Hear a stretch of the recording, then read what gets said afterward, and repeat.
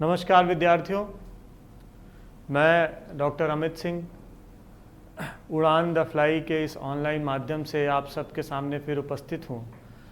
पिछले लेक्चर्स में हम लोगों ने बात की थी इलाहाबाद विश्वविद्यालय से संबंधित प्राचीन इतिहास विषय के सिलेबस के बारे में, जिसमें BA second year, third year और बीए फर्स्ट ईयर के सिलेबस के बारे में हम लोगों ने बात की थी। आज हम लोग बात करेंगे बीए सेकेंड ईयर के फर्स्ट पेपर, जिसमें हमें विश्व की प्राचीन सभ्यताओं के संदर्भ में जानकारी प्राप्त करनी है।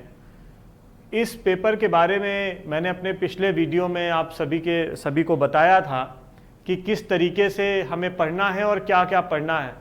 जैसा कि मैंने बताया था कि यह पूरा सिलेबस 5 यूनिटों में बटा हुआ है, 5 इकाइयों में बटा हुआ है, और इस पूरे सिलेबस की जानकारी मैंने आपको विस्तृत तरीके से दी थी कि इस पेपर में हम लोगों को क्या क्या पढ़ना है।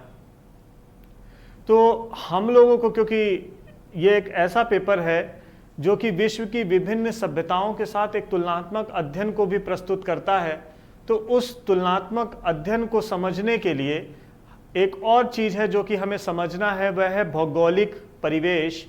क्योंकि विश्व की सभ्यताओं को समझने में या संस्कृतियों को समझने में भौगोलिक परिवेश को समझना बहुत ज़रूरी है। मैं हमेशा अपने सभी लेक्चर्स में लगभग यही बात आपसे कहता रहूँगा, क्योंकि भौगोलिक परिवेश की जानकारी ही हमें संस्कृति और सभ्यताओं के नज़दीक पहुँचाती है। जब तक हम ये जानेंगे नहीं कि किस संस्कृति या सभ्यता का भौगोलिक परिवेश कैसा था, तब तक हम उस संस्कृति और सभ्यता की जानकारी भली भांति प्राप्त नहीं कर पाएंगे। तो इसीलिए आज हम लोग इस लेक्चर में, क्योंकि डिस्कशन के बाद, सिलेबस के डिस्कशन के बाद ये हमारा पहला क्लास का लेक्चर है, और इस लेक्चर के शुरुआत में हम बात करेंगे कल्चर्स एंड सिविलाइजेशन की। बहुत सारे विद्यार्थियों का ये प्रश्न भी था कि सर हमें सिविलाइजेशन को बताइए, क्योंकि इस पेपर का टाइटल है विश्व की सभ्यताएं। और कैसी सभ्यताएं? प्राचीन विश्व की सभ्यताएं। तो जब प्राचीन विश्व की सभ्यताओं को हम पढ़ने जाएंगे तो हमें ये जानना अति आवश्यक है कि सभ्यताएं हैं क्या, सभ्यता की उत्पत्ति कैसे होती है और किन्हें हम सभ्यताएं कहेंगे। और सभ्यताओं को जानने के पूर्व हमें यह जानना भी अति आवश्यक होगा कि संस्कृतियां क्या है, क्योंकि बिना संस्कृतियों को जाने हम सभ्यताओं को नहीं समझ पाएंगे। हमें यह जानना अति आवश्यक है कि संस्कृति क्या है। और जब हम संस्कृतियों के संदर्भ में बात करेंगे तो एक और चीज है जिसके बिना संस्कृति नहीं हो सकती, वो है मानव।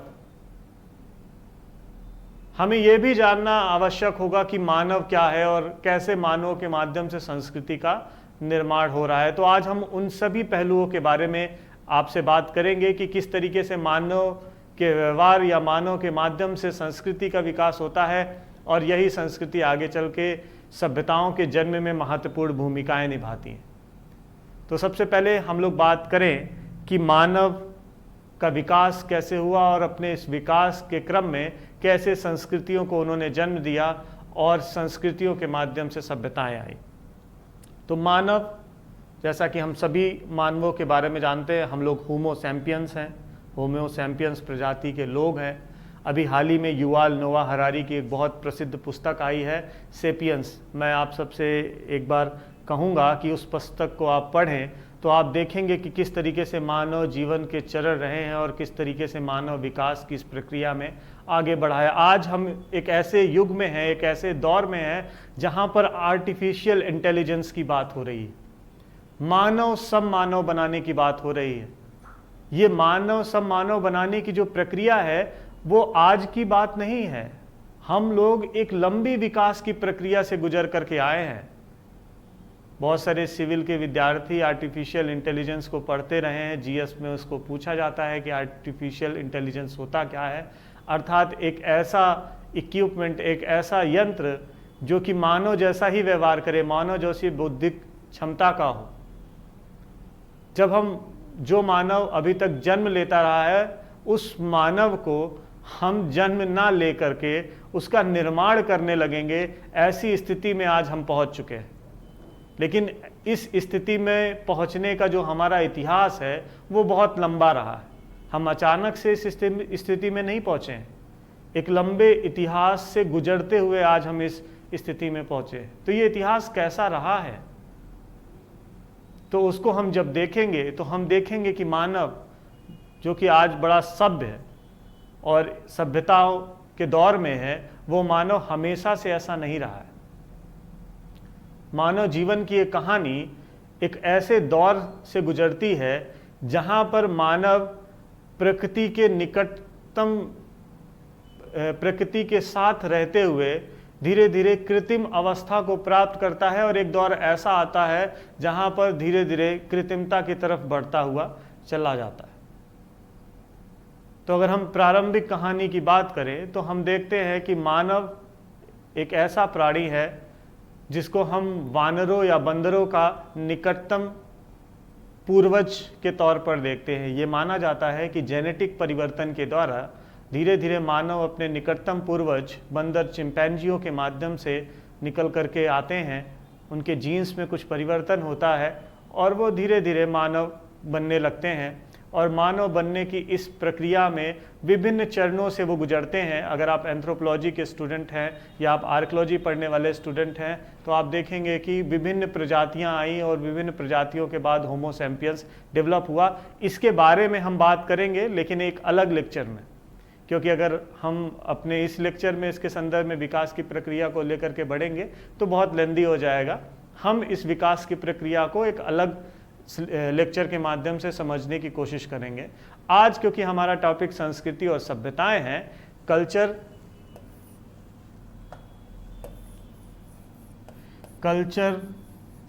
एंड सिविलाइजेशन है, तो उस टॉपिक को ध्यान में रखते हुए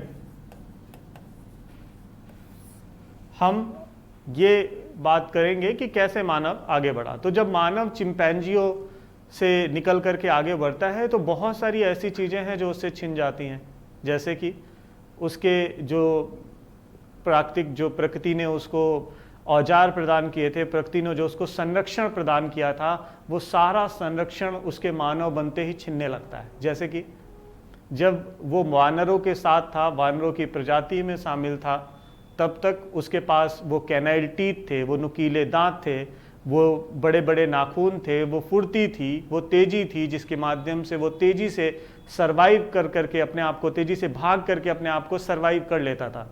जैसा कि हम देखते हैं डार्विन की थ्योरी है विकासवाद की, लेमार्क की थ्योरी है सृष्टिवाद की, सर्वाइवल ऑफ द फिटेस्ट की बात की जाती रही है वैज्ञानिकों के द्वारा। तो वही सरवाइव करेगा जो कि फिट होगा। और फिट कौन होगा? जिसको प्रकृति के द्वारा कुछ न कुछ संरक्षण मिलेगा और उस प्रकृति के संरक्षण का प्रयोग करते करते वो उसमें कुछ इंप्लीमेंट करेगा और इंप्लीमेंट के माध्यम से आगे बढ़ेगा। तो मानवों को जब ये सारी चीज़ें छिन गई तो मानवों को एक चीज मिली, वो था उसका इवॉल्व्ड ब्रेन सिस्टम। वह मानव मस्तिष्क जो कि उसको विभिन्न प्राणियों से अलग बनाता था, वह उसको प्राप्त हो जाता है और धीरे धीरे उसी मानव मस्तिष्क का प्रयोग करके वो संस्कृति समाज का निर्माण करता है। पहले तो परिवार बनता है, फिर परिवार से समाज बनता है और समाज से धीरे धीरे विभिन्न संगठन, जटिल संगठनों का निर्माण होने लगता है। तो मानव जब प्रारंभिक दौर में था, अगर हम उदाहरण के तौर पे एक काल के तौर पे देखें, एक संस्कृति के शुरुआती दौर के तौर पे देखें, तो पाषाण काल को उस दौर के तौर पे हम मानते हैं। तो मानव उस पाषाण काल में जब जीवन जी रहा था तो वो विभिन्न तरीके से व्यवहार कर रहा था। और वो व्यवहार आता कहाँ से? क्योंकि अगर हम यहाँ पे बात करें शुरुआत के दौर की, तो मानव इंडिविजुअल था। भले ही वह एक माँ बाप, मतलब एक जेनेटिक नर और मादा के संयोग से प्राप्त हो रहा था, परंतु वो इंडिविजुअल था, क्योंकि अभी तक कुछ पारिवारिक, शुरुआती दौर में परिवार का कोई लक्षण या कोई प्रवृत्ति मानव के अंदर आई नहीं थी। सिर्फ पैदा होने के लिए ही लोग एक दूसरे से संपर्क बनाते थे और वो हो जाने के बाद परिवार कुछ दिन उसको पालना पड़ता था। ये एक मानव मजबूरी भी है कि मानवों के जो बच्चे हैं उनको पालने के लिए कुछ समय के लिए उनको अपने साथ रखा जाता है, जबकि बाकी जानवरों के बच्चे बहुत जल्दी विकसित हो जाते हैं, बहुत जल्दी वो अपने पैरों पे चलने लगते हैं। मानव ही एक ऐसी प्रजाति है जिसके बच्चे को पालने के लिए समय लगता है। तो धीरे धीरे इंडिविजुअलिटी के तौर पर मानव आता है, मानव व्यवहार करता है और कुछ चीज़ें वो प्रकृति से सीखने की कोशिश करता है। तो अगर हम इसको देखें तो एक व्यक्ति का व्यवहार के तौर पे, बिहेवियर के तौर पे वो दिखाई पड़ता है। लेकिन धीरे धीरे जब मानव संगठन बनाने लगता है और एक संगठन के तौर पे रहने लगता है तो क्या होता है, एक मानव का व्यवहार और कई मानवों के व्यवहार एक संगठन के तौर पे, क्योंकि आप उसी के साथ संगठन बनाने का प्रयास करेंगे जिसका व्यवहार आपसे मिलता जुलता हो। एक समान व्यवहार करने वाले लोगों के साथ ही आप धीरे धीरे संबंध बनाने का प्रयास करेंगे। तो हम देखते हैं कि धीरे धीरे जब संगठनों का निर्माण होने लगता है तो कई मानवीय व्यवहार आपस में मिलते हैं और यही मानवीय व्यवहारों का सामूहिक रूप संस्कृति कहलाता है। एक और चीज़ है जो कि यहाँ पे जोड़ना हम चाहेंगे, वो है पारिस्थितिकी तंत्र। तो अगर हम संस्कृति की परिभाषा को देखें तो संस्कृति एक ऐसी प्रक्रिया है जिसमें एक मानवीय समूह एक विशिष्ट प्रकार के पारिस्थितिकी तंत्र में व्यवहार करता है। एक विशेष प्रकार के विशिष्टकी तंत्र में रहने वाला मानवीय समूह जिस तरीके का व्यवहार करता है वही संस्कृति कहलाती है। अगर हम इसको नृतत्व विज्ञान की या विज्ञानियों एंथ्रोपोलॉजिस्टों की परिभाषा में देखें तो हम देखेंगे कि मानव व्यवहार कैसे उत्पन्न होता है, क्योंकि मानव ये जो संस्कृति है वो कहीं ना कहीं मानव व्यवहार के इर्द गिर्द ही घूमने वाली चीज़ है। तो हम देखेंगे कि मानव व्यवहार कैसे उत्पन्न होता है। तो मानवों में ये जो व्यवहार है वो दो तरीके से उत्पन्न होता है। पहला है जेनोटाइप। जेनोटाइप अर्थात जीनोम से उत्पन्न होने वाला व्यवहार, जैसे कि हमारी उत्पत्ति के पीछे हमारे माता पिता का हाथ, ठीक है, हमारे पिता की उत्पत्ति के पीछे उनके माता पिता का हाथ। तो एक ये जो जेनेटिक चीज़ें हैं, अनुवांशिक तौर पर पुत्र की जो उत्पत्ति है या पुत्र के जो शारीरिक बनावट है या पुत्र या पुत्री की शारीरिक बनावट है या उसका रंग है, उसकी त्वचा है, उसके पीछे कहीं ना कहीं इन जेनेटिक्स का रोल है, इन जीनोम्स का रोल है, जो कि उनके पूर्वज या उनके माता पिता के माध्यम से उन्हें प्राप्त होता है। तो ये तो रहा जीनोम्स जो कि पीढ़ी दर पीढ़ी ट्रांसफ़र होता रहता है। लेकिन एक और चीज़ है वो है फिनोटाइप। तो एक बिहेवियर कैसे मिल रहा है हमें, एक जो बिहेवियर है वो हमें हमारे माता पिता या हमारे पूर्वजों के माध्यम से मिल रहा है, जीनोम्स के माध्यम से मिल रहा है। इसी कारण हम इसको जेनोटाइप ऑफ बिहेवियर या जीनोम्स के माध्यम से प्राप्त होने वाला मानव व्यवहार कहते हैं। वहीं दूसरे तरीके से मानव व्यवहार कहाँ से ग्रहण हो रहा है वो है, उसको हम नाम देते हैं फेनोटाइप। फेनोटाइप जिसको हम समाजिकीयकरण से प्राप्त होने वाला व्यवहार भी कहते हैं। सामाजिकीकरण। अब ये व्यवहार कैसे मानव के अंदर आ रहा है, ये वह व्यवहार है। अच्छा, एक और बात यहाँ पे मैं बता दूं, मानव स्वभाव से नकलची होता है, वो नकल करने का प्रयास करता है और जब नकल करता है तो बहुत सारी चीज़ें सीखता है और उसको सीखने के बाद उसका अनुसरण करने का प्रयास करता है। तो ये जो नकलची प्रवृत्ति है मानव की, उसी नकलची प्रवृत्ति ने मानव को इस फेनोटाइप बिहेवियर को ग्रहण करने की क्षमता प्रदान की। उसने समाज में देखा कि किस तरीके से लोग खा रहे हैं, किस तरीके से पी रहे हैं, कैसा पहनावा वो ले रहे हैं, और इन सारी चीज़ों को जब उसने देखा तो वैसा ही वह व्यवहार करने लगा। जैसे उदाहरण के तौर पर अगर हम देखें तो हमारे घर के जो बच्चे होते हैं वो वैसा ही व्यवहार करना पसंद करते हैं जैसा कि वो देखते हैं। जैसे वर्तमान दौर में हम लोग बहुत ज़्यादा फ्रेंडली होते जा रहे हैं इलेक्ट्रॉनिक्स की चीज़ों के प्रति, टेक्नोलॉजी की चीज़ों के प्रति, इंटरनेट से हम बहुत ज़्यादा जुड़ते जा रहे हैं। तो आज के बच्चों में आप एक प्रवृत्ति देखेंगे, वो ये कि वह उतना ही ज़्यादा मोबाइल से जुड़ेंगे जितना ज़्यादा आप। माँ बाप और अपने इर्द गिर्द रहने वाले लोगों के उस बिहेवियर का वो अनुसरण करेंगे, और आज के बच्चे, छोटे छोटे बच्चे भी अपने माता पिता के द्वारा प्रयोग किए गए इलेक्ट्रॉनिक्स चीज़ें, खासकर मोबाइलों का बहुत ज़्यादा प्रयोग अपने माध्यम से करने लगे हैं। और कहीं ना कहीं संस्कृति में एक परिवर्तन भी दिखाई पड़ने लगा है। अगर आज से पहले, बहुत पहले जब मोबाइलों का दौर नहीं था, तब के बच्चों को अगर हम देखें तो 5 साल का बच्चा अपने माता पिता और अपने सराउंडिंग्स में घूम के और विभिन्न तरीके के खिलौने बनाकर या उनके माध्यम से अपना समय व्यतीत करता था, जबकि आज के बच्चे इलेक्ट्रॉनिक्स, इन मोबाइलों पर आश्रित होते चले जा रहे हैं। तो ये फेनोटाइप बिहेवियर जब मानव ग्रहण करता है, और इसी जेनोटाइप और फेनोटाइप बिहेवियर का सम्मिलित रूप हमें संस्कृतियों के तौर पे दिखाई पड़ता है। वैसे अगर हम संस्कृति की परिभाषाओं पे जाएं तो विद्वानों ने बहुत सारी परिभाषाएं संस्कृति की दे रखी हैं। बहुत सारे विद्वानों ने अलग अलग तरीके से इनको परिभाषित किया है। कुछ का कहना यह है कि संस्कृति मानवीय कृत्य है, मानव के द्वारा निर्मित है। कुछ का ये कहना है कि संस्कृति एक ऐसी अमूर्त संकल्पना है जिसका निर्माण मानवीय प्रवृत्ति एवं व्यवहारों के कारण हुआ है। और हम देखते हैं जब ये फेनोटाइप और जेनोटाइप बिहेवियर मानव के अंदर आ जाता है, तो ये जो फेनोटाइप और जेनोटाइप बिहेवियर के सम्मिलित रूप से एक व्यवहार बनता है, वो मानवीय व्यवहार धीरे धीरे पीढ़ी दर पीढ़ी परंपराओं के माध्यम से अपने लोगों के बीच में प्रसारित होने लगता है, और एक परिस्थिति तंत्र में रहने के कारण धीरे धीरे सभी उसको ग्रहण करते हैं, और ग्रहण करने के पश्चात एक संस्कृति को वो जन्म दे देते हैं।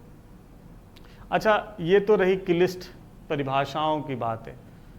अगर हम एक सामान्य तौर पे समझना चाहें कि संस्कृति क्या है, तो हम ये कह सकते हैं कि एक परिवेश में रहने वाले लोग जिस तरीके का खान पान, रहन सहन का प्रदर्शन करते हैं, जिस तरीके से रीति रिवाजों का प्रदर्शन करते हैं, यह एक संस्कृति कहलाती है।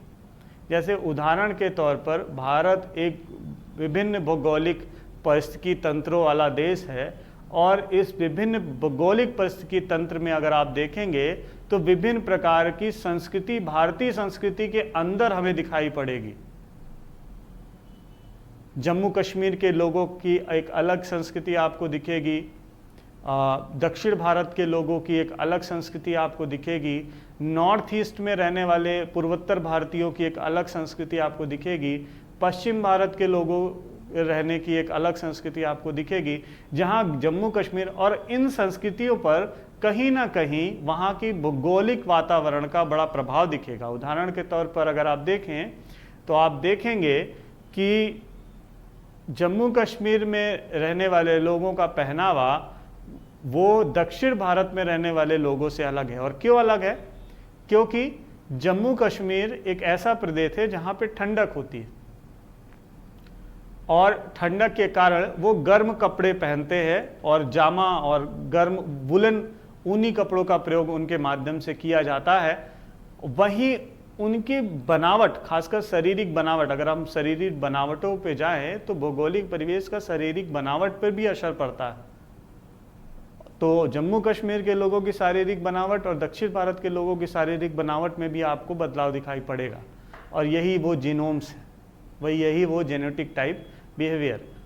तो आप देखेंगे कि खान पान, पहनावा तो बात हो चुकी। अब खाने में आप देखेंगे, क्योंकि वो ठंडे प्रदेश में लोग रह रहे हैं, तो खासकर ऐसे भोजन का वो सेवन करेंगे जिसके माध्यम से शरीर में गर्मी उत्पन्न हो। और गर्मी कैसे आएगी? गर्मी तभी आएगी जब आप गर्म प्रवृत्ति के भोजन करेंगे। तो इसीलिए मांसाहार का प्रयोग, ड्राई फ्रूट्स वहाँ पर उत्पन्न भी होते हैं, ड्राई फ्रूट्स बहुत यूज़ किया जाता है, इसके माध्यम से शरीर में गर्मी आती है, तो ऐसा भोजन वहाँ पे यूज किया जाता है। वहीं अगर आप डाउन साउथ में देखें, दक्षिण भारत में देखें, तो वहाँ पर आप देखेंगे कि पहनावे के तौर पे ज़्यादातर ऐसे वस्त्रों का प्रयोग किया जाता है जैसे कि लुंगी, सफ़ेद वस्त्रों का प्रयोग किया जाता है, लुंगी का प्रयोग किया जाता है और सूती वस्त्रों का प्रयोग किया जाता है जिससे कि ज़्यादा गर्मी ना लगे। वहीं भोजन में आप देखेंगे तो ऐसे भोजन पदार्थों, खासकर चावल, वहाँ पर उत्पन्न भी बहुत होता है। भौगोलिक परिवेश वैसा है जहाँ पे चावल बहुत ज़्यादा उत्पन्न होता है, तो चावल उनके भोजन का बहुत एसेंशियल पार्ट है। साथ ही साथ आप देखेंगे कि उनके भोजन में ऐसे तत्व हैं जिससे कि पाचकता बनी रहे, क्योंकि गर्म मौसम है, ह्यूमिड है। अगर हम गर्म भोजन या गर्म प्रवृत्ति का भोजन खाएंगे तो वो भोजन पचेगा ही नहीं, और जब पचेगा नहीं तो हम शारीरिक रूप से बेहतर नहीं रह पाएंगे, हम स्वस्थ नहीं रह पाएंगे। तो इसीलिए ऐसे भोजन प्रवृत्ति को उन्होंने अपनाया जो उनके क्लाइमेट के लिए बेहतर था, और उन्होंने चावल और इन सब चीज़ों से बनी हुई चीज़ें जैसे कि इडली, सांभर और डोसा वगैरह, ऐसी चीज़ें जो कि आसानी से पच जाएं, तो ऐसी भोजन का सेवन उन्होंने करना प्रारंभ किया। साथ ही साथ अगर आप पश्चिम और पूरब में देखें तो उनकी संस्कृतियों में भी उनके भौगोलिक परिवेश के कारण अंतर दिखाई पड़ता है। तो इन शॉर्ट हम ये कह सकते हैं कि एक विशेष भौगोलिक परिस्थिति में रहने वाले जो लोग हैं, उन लोगों के परिस्थिति तंत्र के कारण उनके बिहेवियर का जो समूहन है, जो सामूहिक रूप है, वो हमें संस्कृति के तौर पर दिखाई पड़ता है। अब संस्कृति को एक और चीज़ है, संस्कृति को इंग्लिश में हम कल्चर के नाम से जानते हैं, और कल्चर एक ऐसा वर्ड है जो एक और चीज़ को परिभाषित करता है, वो ये कि कल्चर शब्द का अर्थ है एक टेस्ट ट्यूब। टेस्ट ट्यूब आप लोग को पता होगा, और अगर आपने इंटर में साइंस लिया है और आप रसायन विज्ञान को थोड़ा सा भी जानते हैं, तो टेस्ट ट्यूब या नलिका, जिसका प्रयोग एक्सपेरिमेंट के लिए रासायनिक तत्वों की उत्पत्ति के लिए किया जाता है, इसी के अंदर ये कांच की होती है बेसिकली, तो इसके अंदर रहने वाले जीवाणुओं की विकास की प्रक्रिया को भी कल्चर कहा जाता है। मान लीजिए ये टेस्ट ट्यूब है, और इस टेस्ट ट्यूब के अंदर ये जो जीवाणु हैं, इन जीवाणुओं के उत्पन्न मतलब उनके विकास की जो प्रक्रिया है, इसको भी संस्कृति के तौर पर परिभाषित किया जाता है। और जैसा कि हम बात कर रहे थे, मान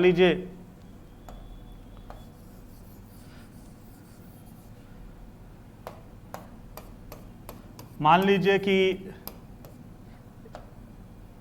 ये एक पारिस्थितिकी तंत्र है, और इस पारिस्थितिकी तंत्र में ये मानवीय समूह रह रहा है, और इस मानवीय समूह का जो विकास हो रहा है, वो विकास भी इसके अंदर ही हो रहा है, विद इन द फ्रेम हो रहा है, और इनका विकास भी विद इन द फ्रेम हो रहा है। तो कहीं ना कहीं ये जो टेस्ट ट्यूब में पल रहे हैं, नलिकाओं में जो जीवाणुओं का विकास है, वो इस पारिस्थितिकी तंत्र में रहने वाले लोगों के विकास के बराबर ही दिखाई पड़ेगा। अगर हम देखें तो ये जो नलिका है, अगर इसको हम एक इको जोन से जोड़ दें तो कहीं ना कहीं ये दोनों में बड़ी समानताएं आपको दिखाई पड़ेंगी। तो इस तरीके से संस्कृति की और भी परिभाषाएं जो कि हमें दिखाई पड़ती हैं, उन परिभाषाओं के आधार पर हम ये देखते हैं कि कहीं ना कहीं मानवीय व्यवहार ही इन संस्कृतियों के निर्माण में बहुत महत्वपूर्ण भूमिका निभाता है। अब ये तो रही बात संस्कृति की कि किस तरीके से संस्कृति का निर्माण हुआ और संस्कृति को कैसे कैसे लोग परिभाषित करते हैं। अब हम बात करेंगे सभ्यताओं की कि सभ्यता क्या है। तो जब हम सभ्यताओं की बात करते हैं तो हम ये देखते हैं कि सभ्यता कैसे आई। जैसे अभी तक हम लोग बात कर रहे थे संस्कृति कैसे आई, तो सभ्यता एक ऐसी चीज़ है जो कहीं ना कहीं संस्कृति के माध्यम से ही कंटिन्यूशन में आती है। गार्डन चाइल्ड नामक एक पुरातत्वविद थे जिनका ये मानना था कि जिन भी स्थानों से हमें पकी ईंटों के साक्ष्य मिलते हैं पुरातत्व में, पुरातत्विक जब उत्खनन चलता है, सर्वेक्षण होता है, उस दौरान अगर हमें कुछ पकी ईंटों से संबंधित कुछ अवशेष मिल जाते हैं तो उन अवशेषों को नगर कहा जाए और वो एक सभ्यता के तौर पर प्रदर्शित होती थी। जैसे कि उदाहरण के तौर पे जब सिंधु सभ्यता का भारतीय उपमहाद्वीप में उसके बारे में जानकारी हुई, उसकी खोज हुई, तो इन्हीं पकी ईंटों की संरचनाओं को आधार बनाया गया और इसी आधार पर उसको सभ्यता के तौर पर परिभाषित करना प्रारंभ कर दिया गया। लेकिन इतिहास एक ऐसा विषय है जिसमें समय और स्थान को बड़ा महत्व दिया जाता है और समय के साथ साथ विचारों की प्रासंगिकता में बदलाव भी आता जाता है। जैसे अगर हम हीगल, एक बहुत प्रसिद्ध इतिहास दार्शनिक हैं हीगल, अगर हम उनके विचारों को देखें तो वो क्या कहते हैं, वो ये कहते हैं कि एक विचार जो कि समाज में फेंका जाता है मतलब समाज के लोगों के द्वारा एक विचार को प्रस्तुत किया जाता है और उस विचार को काटने के लिए कुछ समय पश्चात एक नवीन विचार आ जाता है और इन दोनों विचारों में टकराव होता है और इन विचारों के टकराव के माध्यम से एक नवीन विचार निकल करके आता है और कुछ समय तक वो विचार प्रासंगिक रहता है, लेकिन समय के साथ साथ धीरे धीरे उस विचार की प्रासंगिकता भी कम होने लगती है और उस विचार की टकराव में एक और विचार आ जाता है और इस तरीके से प्रक्रिया चलती जाती है। इसको हीगल ने द्वंद्ववाद कहा है और यह द्वंद्ववाद की प्रक्रिया इतिहास में भी हमें देखने को मिलती रहती है। समय के साथ साथ मान्यताओं और अवधारणाओं में परिवर्तन होता रहता है। तो जैसे गार्डन चाइल्ड ने ये अवधारणा प्रस्तुत की थी कि जहाँ पर ईंटें होंगी वहीं पर शहर होगा, ये अवधारणाएं अब धीरे धीरे समाप्त होती जा रही है, क्योंकि अगर आप वर्तमान के गांव को देखें तो वर्तमान में गांव में भी आपको पक्की ईंटों के बने हुए मकान दिख जाएंगे। तो अब क्या है, अब ये मान्यता बदल गई है। अब शहरों में, अब एक और परिभाषा अगर हम देना चाहें तो हम ये कह सकते हैं कि ये ऐसी जगह जहाँ पर 20 मंजिला या उससे ऊपर की इमारतें होंगी वो शहर होंगे और उसके रहने वाले जो लोग हैं वो जिस तरीके का व्यवहार करेंगे वो सभ्यता कहलाएगी। तो आपने देखा कि कैसे समय के साथ साथ धीरे धीरे प्रासंगिकता बदलती गई और जो तथ्य एक समय तक सर्वमान्य था वो धीरे धीरे बदल करके दूसरा हो गया।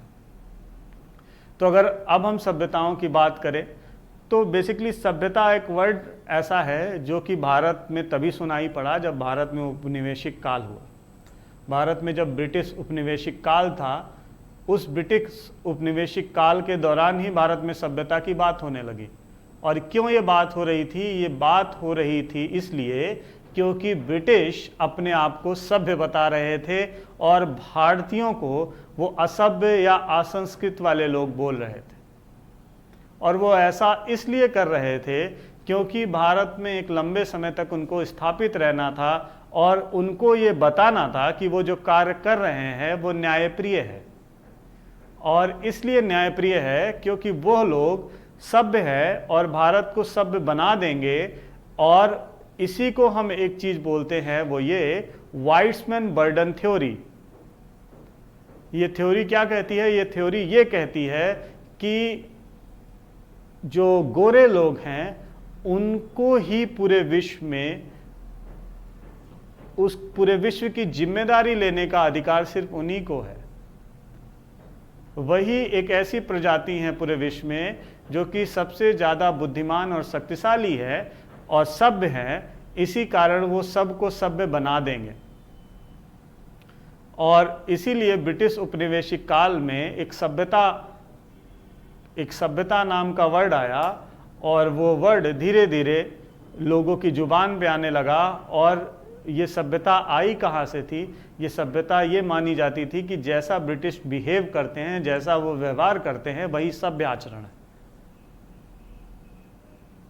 और इसी कारण लोग उसको फॉलो करना शुरू कर देते हैं, उस आचरण को अपनाना शुरू कर देते हैं। लेकिन क्या यही सभ्यता है? ये प्रश्न हमें हमेशा कुरेदना चाहिए। और जब तक हम किसी चीज़ को कुरेदेंगे नहीं तब तक उसकी जड़ तक जाएंगे नहीं। तो जब हम इन शब्दों को कुरेदते हैं तो हम देखते हैं कि अंग्रेजों ने वही बताया जो वो बताना चाहते थे, उन्होंने वही सिखाया जो वो सिखाना चाहते थे। और उन्होंने धीरे धीरे अपने व्यवहार को परिभाषा के तौर पर स्थापित कर दिया, एक मानकीकरण कर दिया, और उन्होंने बता दिया कि क्या सभ्यता है और कैसे आचरण करना चाहिए, क्योंकि सभ्यता एक ऐसी चीज है जिसको कहीं ना कहीं एक पैमाने पे बांधा जा सकता है।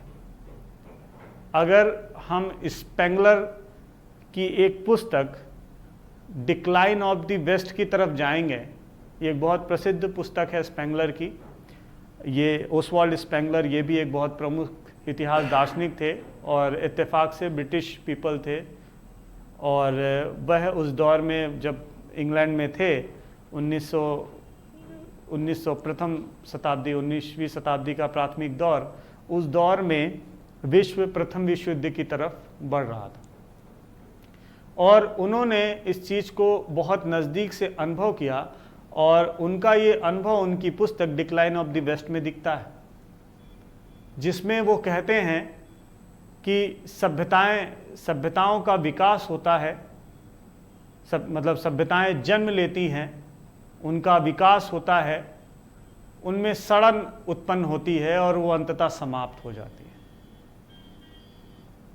और उनकी यह चिंता बहुत वाजिब थी, क्योंकि उस दौर में पूरे विश्व में एक युद्ध का माहौल तैयार हो चुका था, धीरे धीरे विश्व एक युद्ध की तरफ बढ़ रहा था, और अंततः वो युद्ध होता है और वह बहुत सारे मानवों की हत्या हो जाती है, बहुत सारे मानव मारे जाते हैं। जो मानव सभ्यता की बात कर रहा था, वही मानव तलवार और बंदूकों के माध्यम से दूसरों पर विजय भी प्राप्त कर रहा था और असभ्य आचरण कर रहा था। तो कहाँ तक हम उन मानवों के उन विचारों, जिसमें कि वो अपने आप को सभ्य कहते थे, उसको सभ्यता से जोड़ करके देख सकते हैं? ये एक बहुत बड़ा प्रश्न है अभी भी। तो ये तो बात रही, ब्रिटिश पीपल आए, उन्होंने सभ्यता नाम दे दिया और सभ्यता उसी तरीके से जो वो आचरण करने लगे लोग, उसको सभ्यता माना जाने लगा और सभ्यता के क्या क्या बात होने लगी। अब हम बात करते हैं कि कैसे सभ्यता को माना जाए और सभ्यता के क्या क्या पैमाने हो सकते हैं।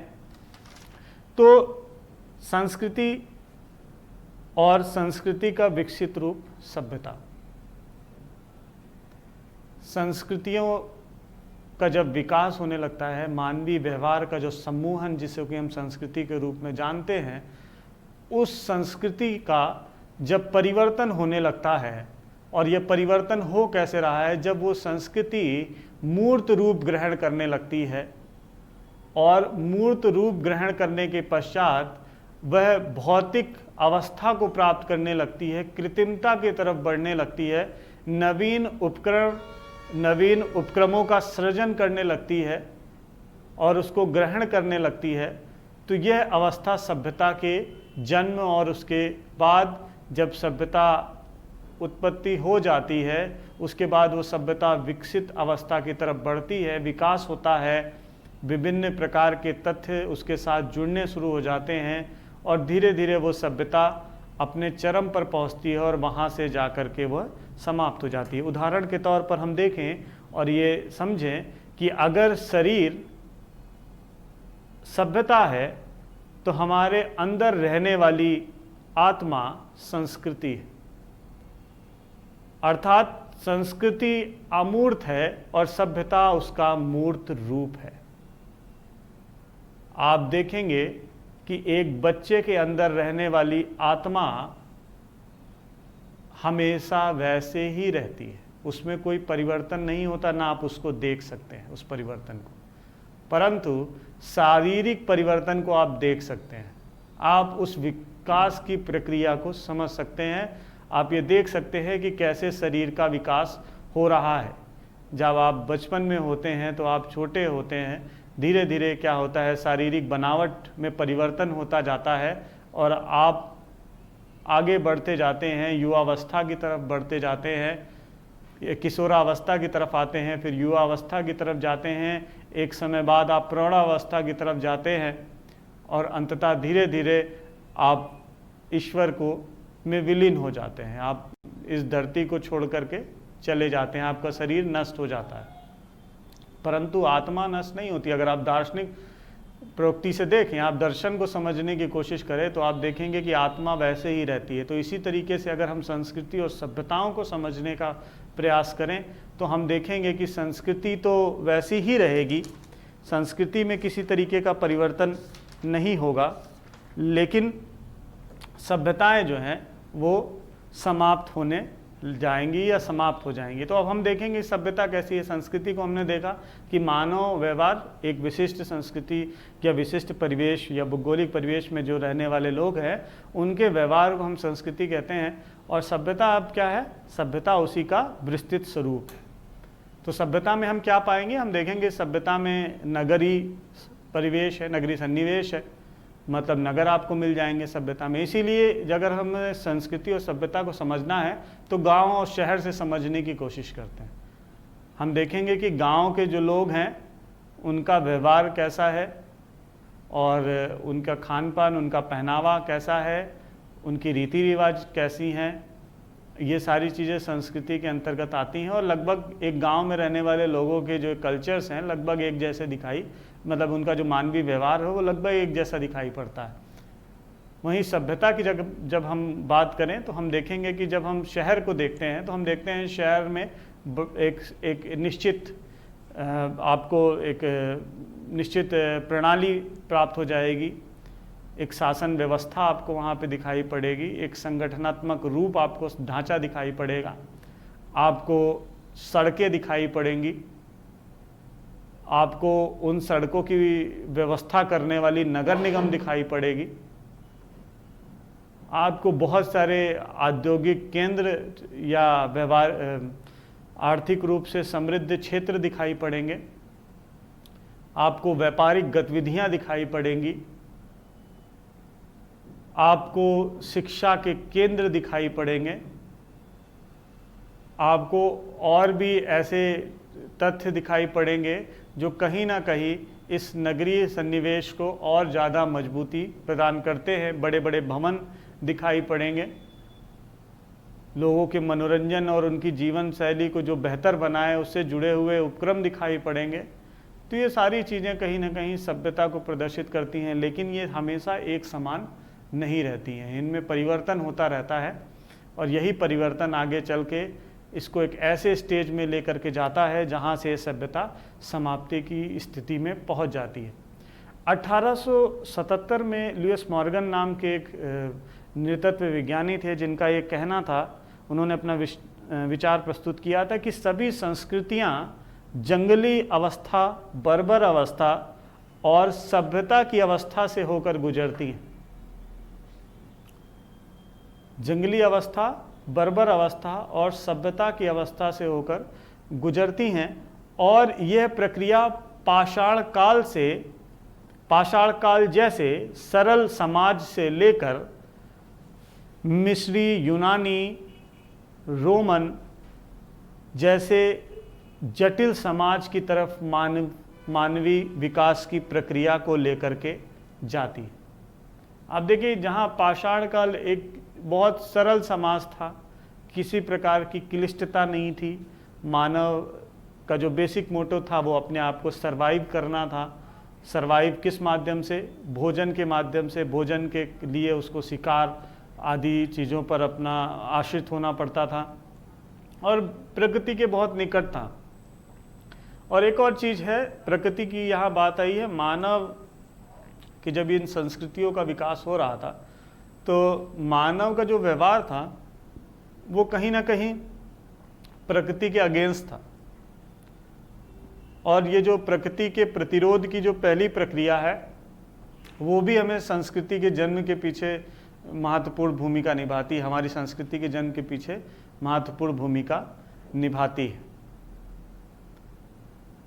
तो ये जो प्रतिरोध है, धीरे धीरे ये प्रतिरोध जब बढ़ता चला जाता है, प्रकृति के विरुद्ध कृत्रिमता हावी होती जाती है, तो क्या होता है, ये कृत्रिमता हमें एक सरल समाज से जटिल समाज की ओर लेकर के जाती है। और यही जटिल समाज आगे चल के सभ्यताओं में जुड़ा होता है और यही सभ्यताएं को तैयार भी करता है। और आगे चल के इसी जटिल समाज की जो स्थिति है उसके कारण सभ्यताओं की समाप्ति भी होती है।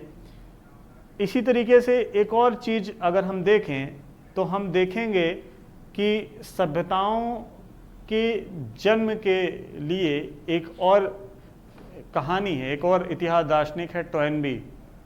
उनके भी मत को अगर हम देखें तो टॉयनबी एक ऐसे इतिहास दार्शनिक है जिन्होंने सभ्यताओं के संदर्भ में बात की है कि सभ्यताओं का जन्म होता है, उनका विकास होता है, वो उनमें सड़न आती है और वो समाप्त भी हो जाती है। और उन्होंने एक और चीज़ है, उनका एक सिद्धांत है चुनौती और सामने का, जिसको हम चैलेंज एंड रिस्पांस थ्योरी के नाम से भी जानते हैं। चैलेंज और रिस्पांस समाज के उस वर्ग को, मतलब समाज में हमेशा कुछ ना कुछ चुनौतियाँ मिलती रहती हैं, कुछ ना कुछ ऐसे टास्क मिलते रहते हैं जिसको कि करना पड़ता है, और उसी टास्क को जो लोग बेहतर तरीके से परफॉर्म करते हैं, कर ले जाते हैं, तो वो आगे बढ़ जाते हैं, और जो नहीं कर पाते वो समाज में पीछे रह जाते हैं। जैसे उदाहरण के तौर पे बहुत सारे ऐसे लोग हैं, बहुत सारे ऐसी जातियां हैं जो कि अभी भी मुख्य धारा में नहीं आ पाई है, और इसलिए नहीं आ पाई हैं क्योंकि वो रिस्पॉन्स नहीं कर पाई इस परिस्थिति को ध्यान में रखते हुए, और कुछ ऐसी थी जिन्होंने रिस्पॉन्स करना नहीं चाहा क्योंकि वो इस कृत्रिम वातावरण में आना ही नहीं चाहती थी। वो प्रकृति के जितना निकट रह सकें वहीं रहना चाहती थी, वो इससे बाहर आना भी नहीं चाहती थी, जिसके कारण अभी भी वो प्रकृति के निकट हैं और सांस्कृतिक जीवन ही जी रही, वो सभ्यता में आना ही नहीं चाहती थी। और इस तरीके से वो उसको बिहेव कर रही थी। तो टॉयनबी का जो विचार है चुनौती और सामने का, ये भी बहुत महत्वपूर्ण कार्य करता है संस्कृति और सभ्यताओं को समझने में। तो इस प्रकार से हम ये देखते हैं कि संस्कृति और सभ्यता इस तरीके से आती है। संस्कृति अमूर्त रूप है मानवीय प्रक्रिया का, और वहीं सभ्यता मूर्त रूप है। संस्कृति आत्मा है तो सभ्यता शरीर है। और एक और चीज़ चुनौती सामना के संदर्भ में हम लोग बात कर रहे थे, तो उसको अगर हम अपने वर्तमान जीवन से भी जोड़कर देखें तो हम ये देखेंगे कि जो वर्तमान दौर है वो भी हमारे सामने बहुत सारी चुनौतियों को ला रहा है। जैसे हम लोग अक्सर बात कर रहे हैं, पिछले 4-5 महीनों से बात कर रहे हैं कि एक विषम प्रकार की परिस्थिति में हम लोग हैं, और एक ऐसी चुनौती हमारे सामने आ रखी है जिसने हमें पूरी तरीके से निस्तो नाबूद कर दिया। हम समझ नहीं पा रहे हैं कि कैसे रिस्पॉन्ड करें। लेकिन हमारे समाज के कुछ ऐसे लोग हैं जो इस परिस्थिति में भी रिस्पॉन्ड कर रहे हैं, उस चुनौती का सामना भली भांति कर रहे हैं, और उनके इस चुनौती का सामना करने की वजह से वो आगे है। आज बहुत सारे लोग ऐसे हैं जो इस पेंडेमिक के दौर में भी बेहतर परफॉर्मेंस दे रहे हैं, बहुत अच्छा कार्य कर रहे हैं और समाज को आगे बढ़ाने का भी कार्य कर रहे हैं, लेकिन जो रिस्पॉन्स नहीं कर पा रहे हैं वो अभी पीछे बैठे हुए हैं। और अगर हम सिविल सर्विसेज को भी देखें, ये भी एक तरीके की दौड़ है, और इस दौड़ में जो लोग बेहतर परफॉर्म करते हैं वो आगे बढ़ जाते हैं, और जो लोग बेहतर परफॉर्मेंस नहीं कर पाते वो पीछे रह जाते हैं। तो एक तरीके से मिलने वाली चुनौतियों का जो भी समाज बेहतर तरीके से प्रदर्शन करता है उनका, वो आगे बढ़ जाता है, और जो नहीं करता वो पीछे रुक जाता है। तो इस तरीके से हमने संस्कृति और सभ्यताओं के बारे में समझने की कोशिश की।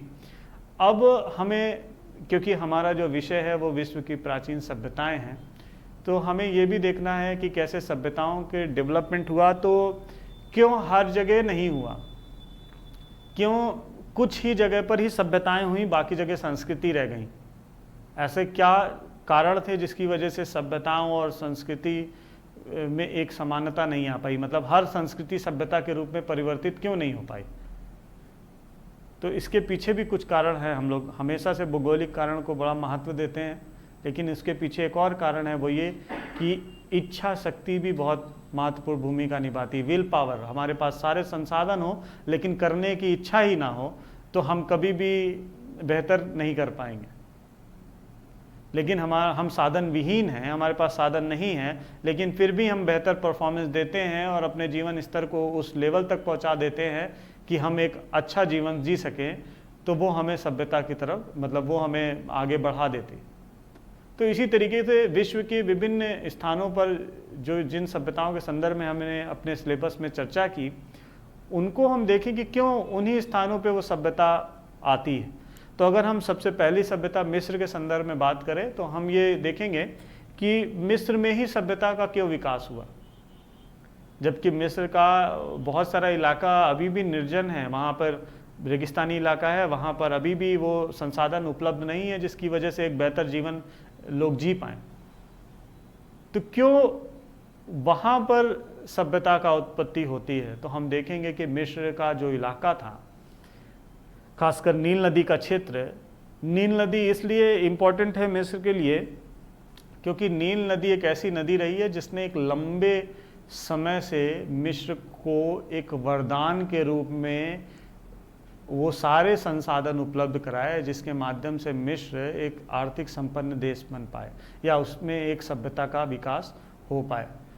एक और चीज़ यहाँ पर मैं करंट का एक फैक्ट बताना चाहूँगा कि वर्तमान में इथोपिया एक देश है जो कि पूर्वी अफ्रीका का ही एक देश है, और यह देश अब एक डैम का निर्माण कर रहा है, एक बहुत विशाल डैम का निर्माण इस नील नदी में कर रहा है, और इसकी वजह से मिस्र और सूडान दो और देश हैं, अफ्रीकी देश हैं, और इन देशों पर भी इसका प्रभाव पड़ रहा है क्योंकि इथियोपिया एक पहला ऐसा देश है जो कि नील नदी के उस विकास मतलब उसकी जो प्रवाह मार्ग है उसके सबसे पहले आता है। तो पहले आने की वजह से डैम बनने वाला है, और जब डैम बन जाएगा, इथियोपिया इसलिए ये डैम बना रहा है क्योंकि इथियोपिया में बिजली उत्पादन या बिजली की बहुत कमी है, और बिजली उत्पादन के लिए वो ऐसा कर रहा है क्योंकि इथियोपिया बहुत बिजली उत्पादन के मामलों में या संसाधनों के मामलों में बहुत कमतर आंका जाता है, और अपने संसाधनों की बहाली के लिए वो उस डैम का निर्माण कर रहा है। लेकिन इस डैम के निर्माण ने कहीं ना कहीं सूडान और मिस्र की आफतों को और ज़्यादा बढ़ा दिया है।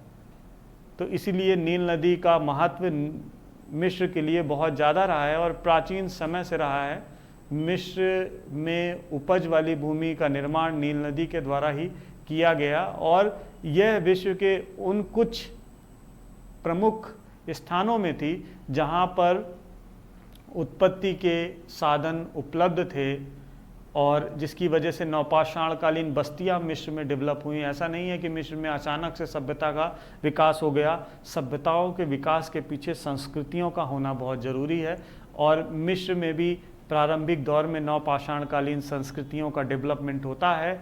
वहाँ पे नवपाषाणकालीन संस्कृतियाँ आती हैं, बाद में और भी फेजेस आते हैं, जिसके बाद धीरे धीरे उपज बढ़ती है, आर्थिक संसाधनों में आर्थिक स्थिति में वृद्धि होती है, और यह वृद्धि कहीं ना कहीं आगे चल के व्यापार वाणिज्य और लोगों की इच्छा शक्ति, व्यापार वाणिज्य और संसाधनों को एकत्र करने में जाती है, और धीरे धीरे चल करके यह एक विशाल सभ्यता के तौर पर स्थापित हो जाती है। वहीं अगर हम मेसोपोटामिया सभ्यता की बात करें तो मेसोपोटामिया सभ्यता आर्मीनिया पर्वत श्रृंखला के नीचे जाग्रोस पर्वत के आसपास, दजला फरात नदी घाटी के आसपास इस सभ्यता का विकास होता है, और यह सभ्यता वहाँ पर इसलिए इतनी विशाल रूप से सभ्यता वहाँ पर उस क्षेत्र में फैल पाती है।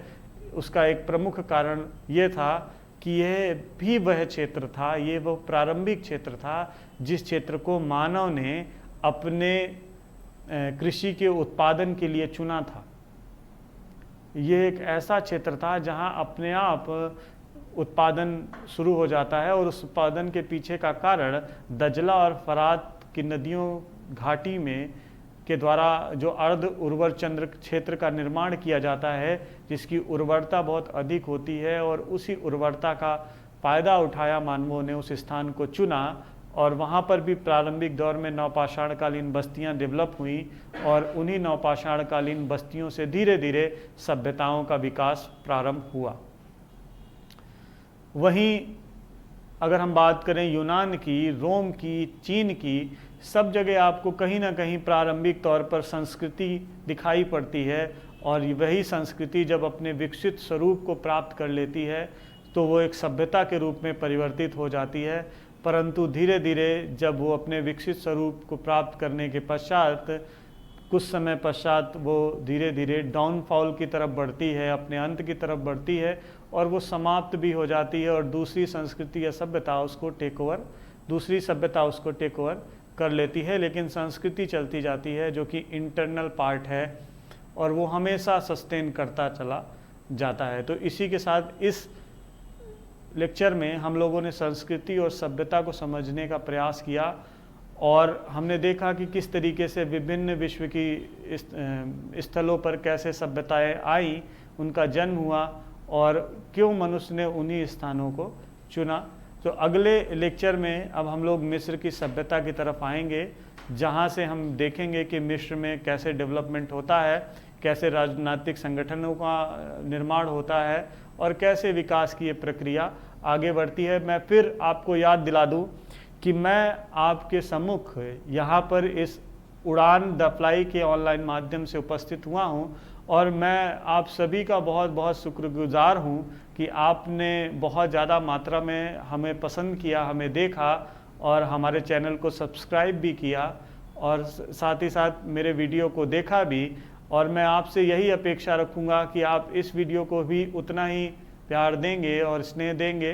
साथ ही साथ एक और चीज़ मैं आपसे कहना चाहूँगा ये कि मेरे इस लेक्चर के दौरान जो भी जिज्ञासाएं आपके मन में आ रही हैं, आप प्रश्न के माध्यम से, खासकर कमेंट के माध्यम से आप जानकारी प्राप्त कर सकते हैं। और जब आप कमेंट करेंगे तो मुझे भली भांति आभास हो जाएगा कि हम और आप एक बेहतर तरीके से संवाद कर रहे हैं, क्योंकि मेरा जो मोटिव है वो ये कि मैं एक बेहतर संवाद के माध्यम से आप लोगों को एक बेहतर जानकारी प्रदान करूं और ये प्रक्रिया अनवरत चलती रहे और अनवरत चलती रहे। इसलिए आपका लाइक और कमेंट करना बहुत उपयोगी है। ये एक उत्साहवर्धन की तरीके से भी कार्य करेगा मेरे लिए और मुझे मोटिवेट करेगा कि मैं और बेहतर तरीके से आपके सम्मुख प्रस्तुत हूँ।